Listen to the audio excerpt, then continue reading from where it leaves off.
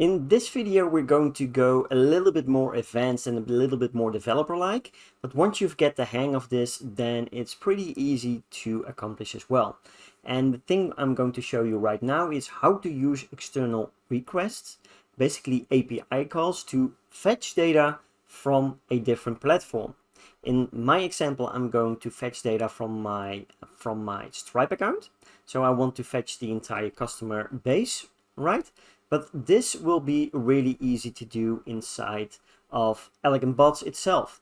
So let's get started. I already started up a new flow, and for this flow we are going to need an action block. And inside this action block, going to go with actions and then external API request at the bottom of this. Once doing so, you will have a few sections that you will need to fill in. You have the request type, and you have different kinds of request types depending on what you want to do. And a get in our instance, we want to fetch a customer list from Stripe. So we are going to get data back. So the request type for us will be get. Then we will need to fill in the request URL, the headers, and then we're basically good to go. So let's try this out. So I already have Stripe opened up, and from here we can already see that we need a request type of get, right? Because it's posting here. And then we have the Stripe URL here. So let's just copy this. Oops. So let's copy this URL. There we go.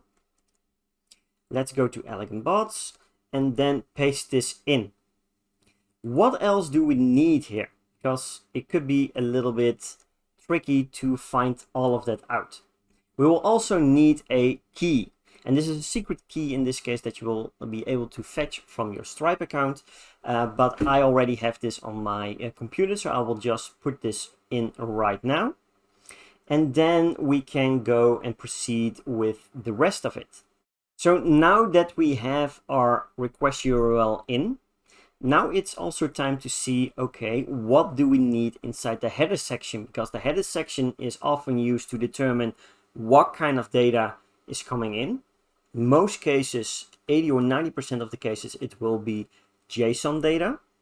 And then we also need to have some kind of authentication to fetch the data from the correct Stripe account in this case. So if we go back to the Stripe checkout and Stripe API, then we can also go to the authentication section, and you will see that we have a few things that we need here. So you can see if you need to authenticate via bearer, then we have two kinds of headers that we need to implement. You will see that if you need to authenticate via bearer, then we need to have this authorization. So this is the key that we need to fill in. And then we have the value. So that will be bearer and then your Stripe key. So let me just fetch my key real quick and just put it inside, and you will see that I already have my secret key right inside of here. So let's see if this is enough to get information back from Stripe itself, or if we need to implement something else.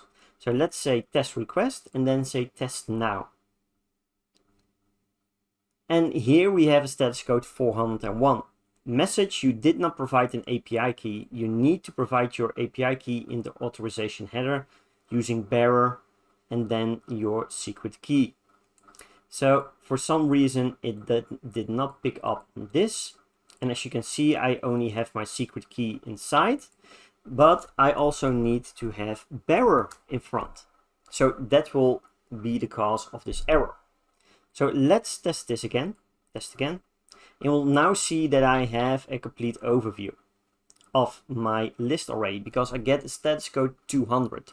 And 200 means that the API call has been successful.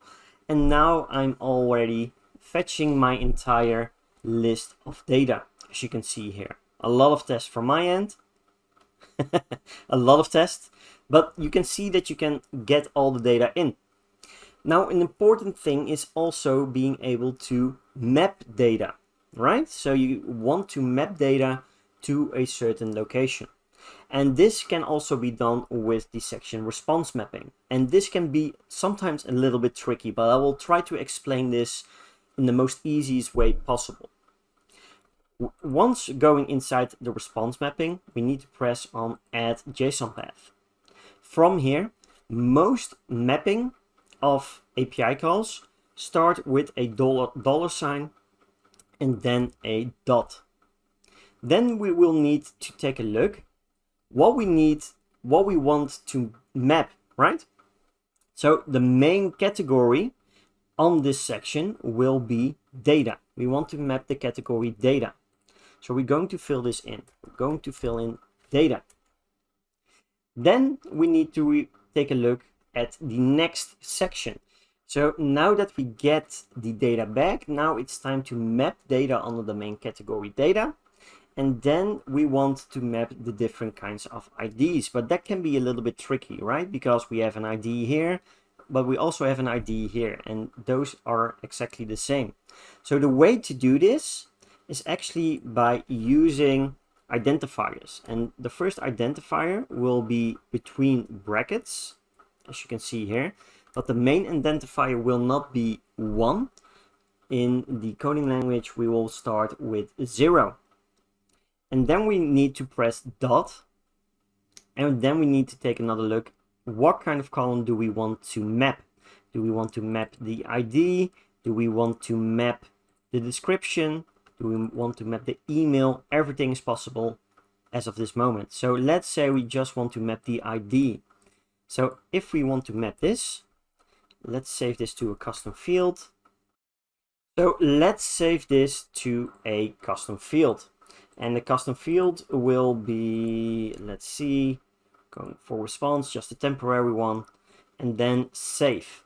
And let's see if we can actually map this to the correct custom field. So let's press the first customer ID is, and then we're going to input the value that we have saved inside of a custom field. And let's see if this works. So if it would be correct, then we would have to get this ID. So customer, so cus and then underscore, and needs to end in IN. So let's see if we actually get this custom field. Let's publish again. Then let's head over to the preview section.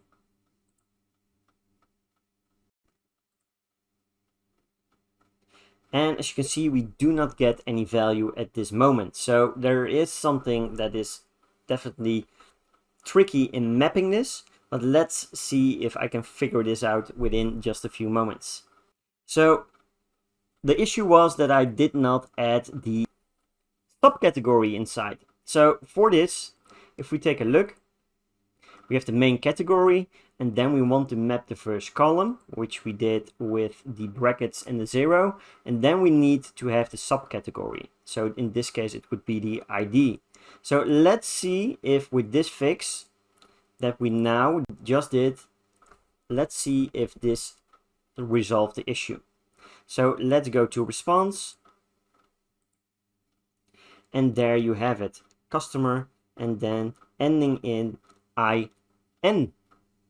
This matches perfectly.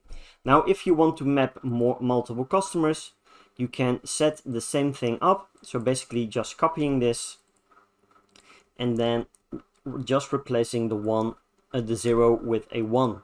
And the same goes with all other values. So even if you do not have them, you can still map the data. So for example, if you do this 20 or 30 times and you only have 5 customers, only those 5 customers will be mapped, but you will have those inside of your custom fields. So this is the way to use external requests and get information from an external platform over to your own Elegant Bots chatbot, save it into custom fields with response mapping, and then being able to do whatever you want to with the data that you received. Hope this helps you, and if you have any questions, you are always free to reach out.